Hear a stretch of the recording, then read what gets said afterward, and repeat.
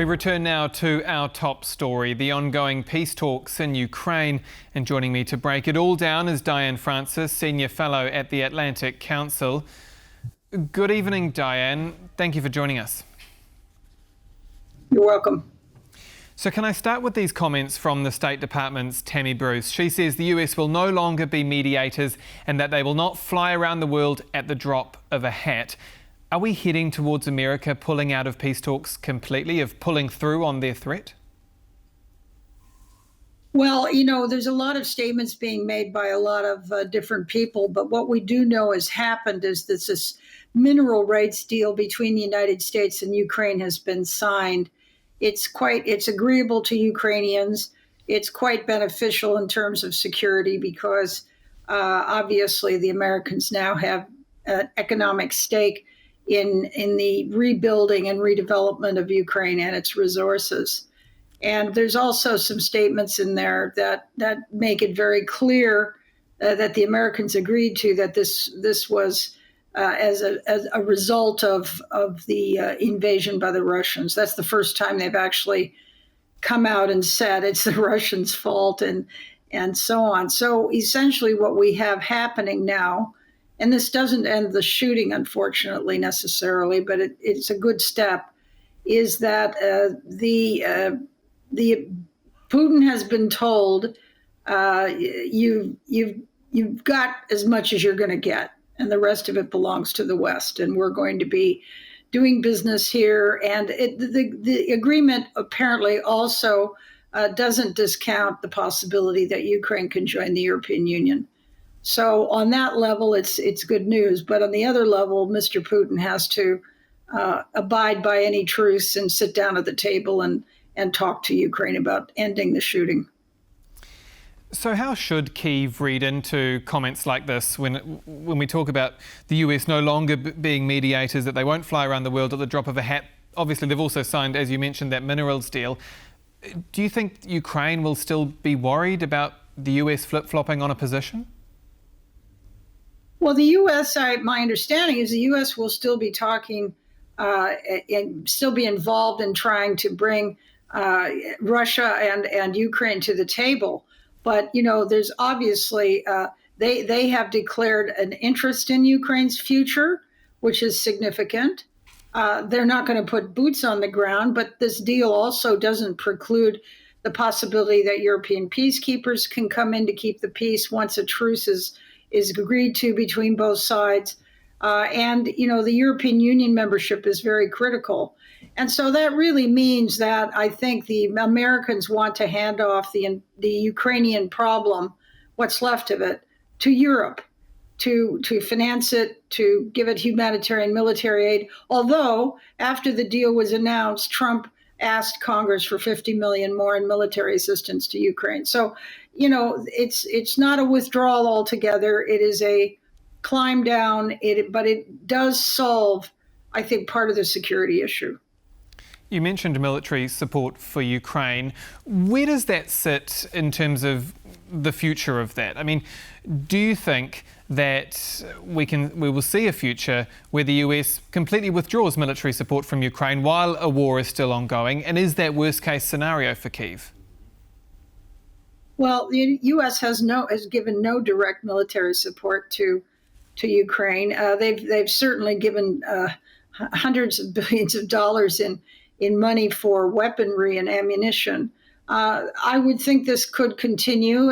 As I say, he just asked Congress to allocate another $50 million for that purpose. And now I think the expectation is that Europe has to take on the rest of it. The United States also said that point blank that Russia shall make no profit from this war, and that the rebuilding of Ukraine will be done without any Russian involvement whatsoever, of course.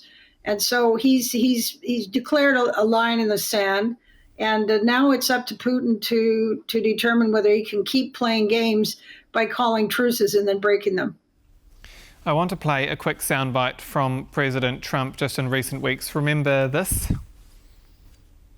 Thinking that very strongly that they both want peace, but they have to get to the table. We're waiting a long time. They have to get them to the table, and I think we're going to get peace. I don't like that it takes long at all, but I think they both want to make peace. I do believe so.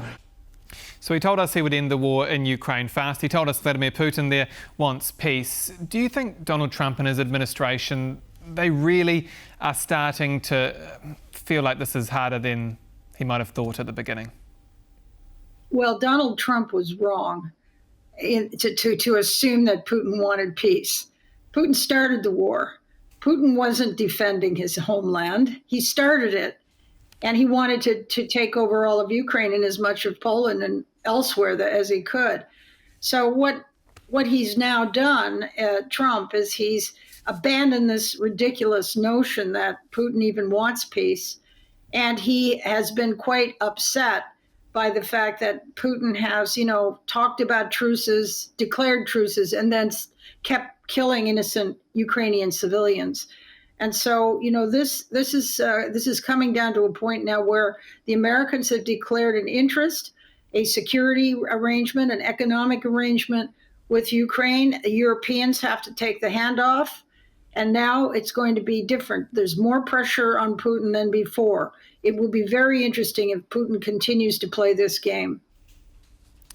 Now, while you're here, I'm interested to ask you just quickly about Germany as well. The AfD now facing increased surveillance because of Friday's ruling as an extremist entity.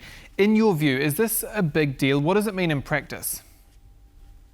Well, obviously, there's some bad characters in the AfD, as there are in a lot of right-wing parties around the world. And when I say right wing, I mean right wing vis-a-vis support for Russia or Putin.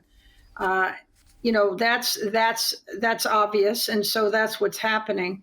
And the fact that they're under surveillance and have been declared a legal organization is a sign that the Germans do not want them to be part of their governance system, which I think is probably a healthy sign.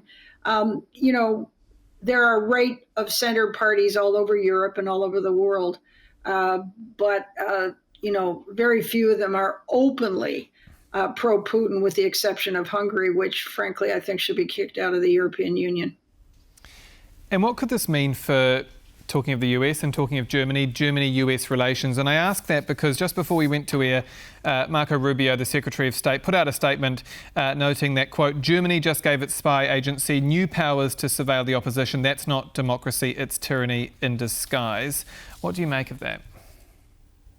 Well, they seem to, they have waded in before. Vance did that. The vice president did that.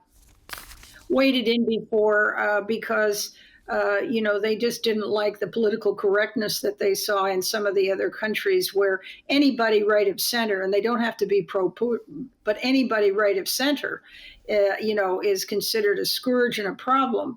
And, that applied in every country is different. And so I think that the Americans really have no business butting into the affairs of Germany. If their espionage service believes that there's Russian nonsense going on and destructive nonsense going on in the AfD, they have every right in the world to surveil them, and I hope they do. Likewise, I would hope that if the Democrats or the Republicans in the U.S.